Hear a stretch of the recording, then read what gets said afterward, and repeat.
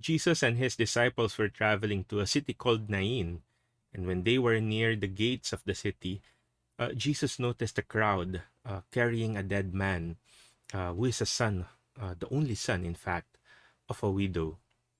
And he saw that the widow was weeping and mourning, and he was moved. He touched the woman and he said, "Do not weep." And then he proceeded to bring the man back to life. Of course, this is very touching. But Saint Maria Escriva gives us a very good insight about this event, and I take it from Christ is passing by. And let me read it for you, some excerpts. Jesus crosses paths again with a crowd of people. He could have passed by or waited until they called him, but he didn't.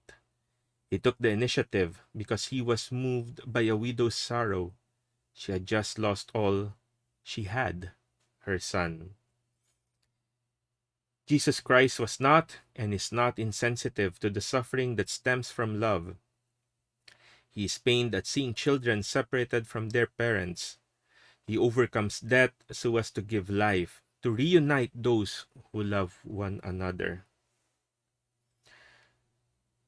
Do not weep, Jesus said. It's like saying, I don't want to see you crying. I have come on earth to bring joy and peace. Then comes the miracle, the sign of the power of Christ, who is God. But first came his compassion, an evident sign of the tenderness of the heart of Christ, the man.